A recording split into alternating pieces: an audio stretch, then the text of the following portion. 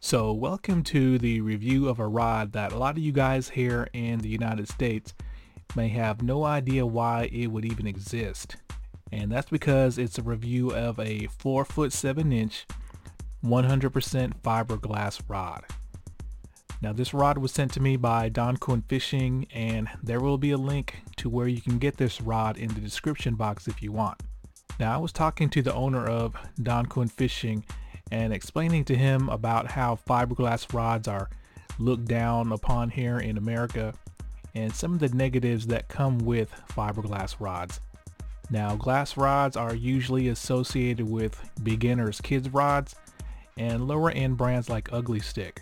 So the American perception about fiberglass rods is that they are durable but sloppy and have poor sensitivity and not great for bass fishing except for maybe crankbaits. Now over in Japan, it's a different story. Now in the ultra specialized area of bait finesse called mountain stream trout fishing, 100% fiberglass rods are all the rage amongst not only the BFS angler, but spinning reel anglers as well. Now there are a few boutique companies in Japan making short 100% glass rods, and they cost more than a LOOMIS NRX. But Don Quinn Fishing is offering a far less expensive option, which is the rod I'm showing you today. Now the rod, despite being pretty short, is actually 3 pieces, and all 3 pieces fit into this nice cloth bag that it comes with that has 3 separate sections to fit each piece. So you can actually fit this into a backpack or suitcase pretty easily.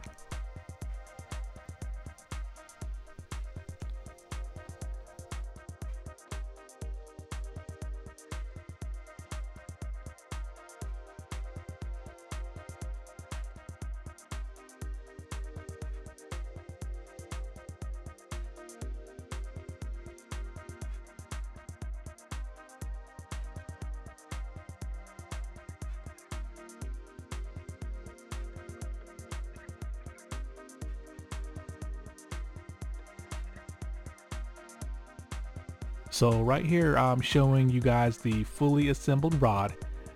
Now personally the color scheme is not to my taste, but I think they're mimicking the retro look that you're going to get with the JDM glass rods.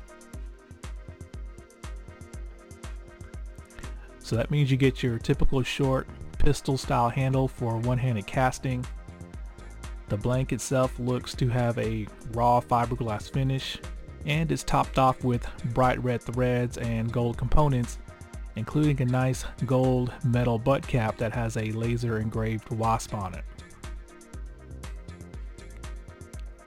Now despite being such a short rod, it has 8 guides including the tip, with the last 7 being what appears to be semi-micros. Now despite not being my cup of tea color wise, I found that it actually matches up okay with any reel that has red accents. And with that being said, I paired up the rod with 2 reels for testing, and I tested the rod for 2 things: short distance flick casting ability and actual fishing to see how it handles fish.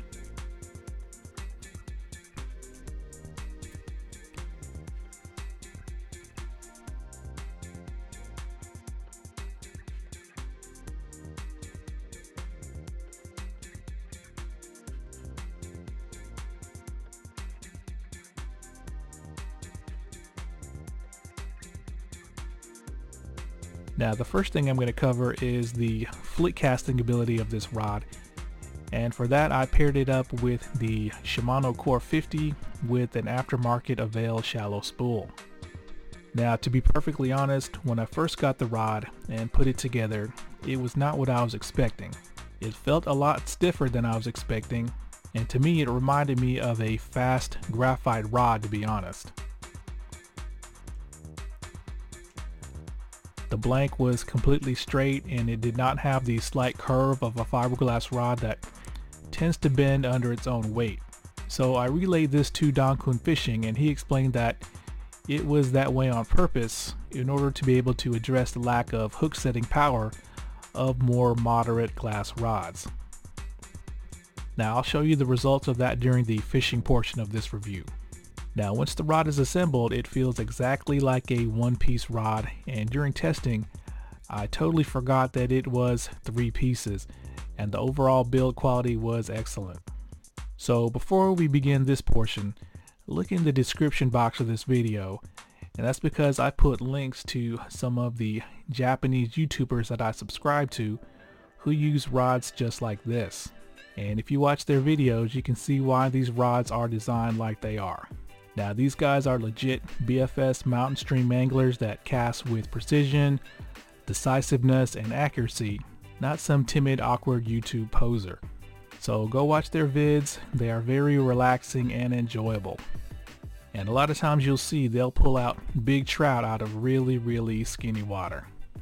So right here I'm going to show you guys the taper of the rod and its flex, and you can see that it bends pretty deep into its blank. Now this rod is designed for close quarters narrow stream fishing where there are a lot of obstacles around you, like overhanging tree branches, bushes on the sides of the banks, and maybe even boulders. So a lot of times you really can't make any sort of regular casting motions like an overhead cast or a sidearm cast, and the only casting lane is going to be right in front of you. So this is where the short length of the rod really comes in handy. Now since you can't do a normal cast motion due to the lack of space and obstacles, most of your casts are going to be 90% wrist flick using the rod blank to generate the power. So this is where the slow moderate action of a 100% fiberglass rod comes into play and really shines. Now what I'm casting here represents the average lure that the Japanese use for this type of fishing, and that's going to be a 3.5 to 4 gram sinking minnow. And despite my initial concerns about the rod feeling too stiff, it actually loads this lure pretty easily, and flick casting with it is really easy as well. Now whether it be a backhand flick cast or a backhand roll flick cast, the blank action is nice, predictable, and progressive, which is what you need for this type of casting, especially for accuracy.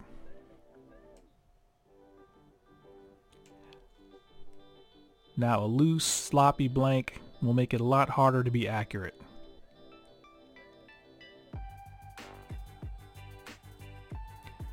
Now in this footage I try to find the best place close to me that would simulate the types of fishing situations that this rod is made for.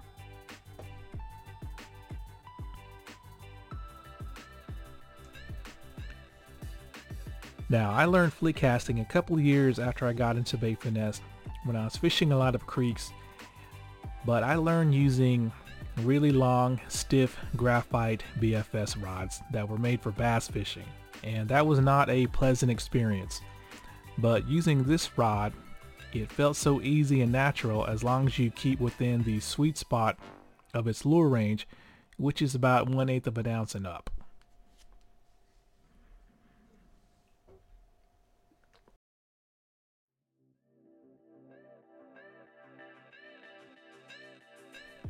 Now if you're casting lighter lures than that, this rod may struggle, and you probably need a even more moderate fiberglass rod for that.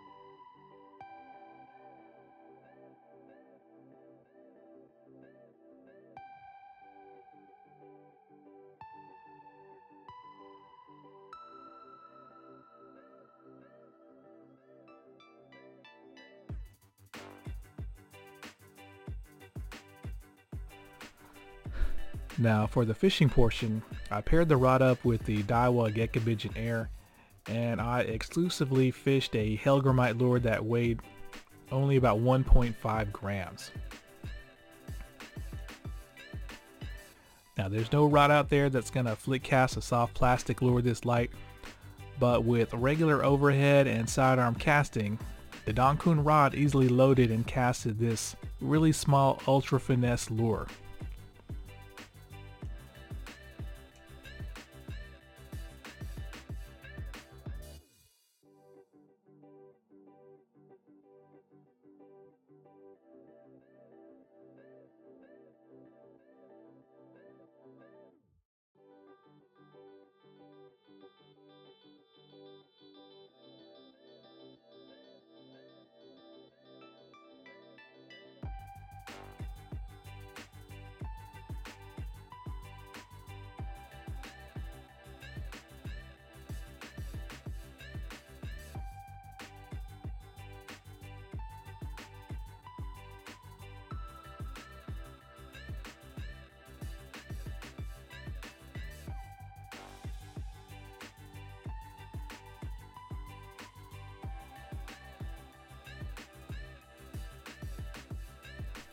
Now the great thing about this rod is that while it's not a stiff bass rod, it actually had just enough backbone to easily set the hook on these dink bass and big bluegills that I caught. And it actually had enough power to pull a couple of these bluegills out of a submerged tree with a healthy bit of slop included. So this rod is not really just a one-trick pony for skinny water creek fishing. It actually makes for a fun panfish rod as well.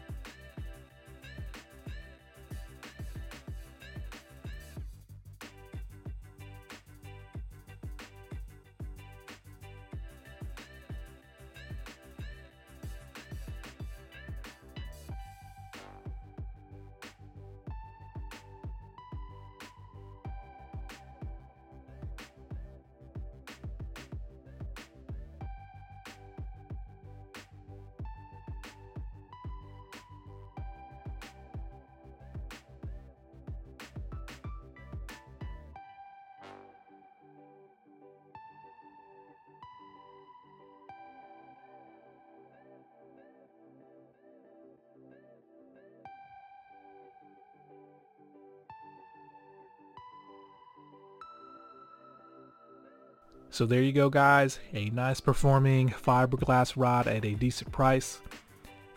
Now the reason I agreed to test this rod for Donkun fishing is because we actually have far more creeks and streams here in America where this rod would shine versus in Japan, where I believe most of their mountain stream trout fishing is done in a specific location.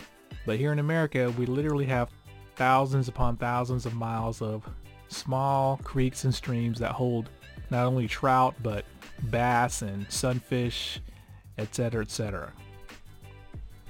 So if this rod looks like your cup of tea, visit the link in the description to get one. And alright guys, thanks a lot.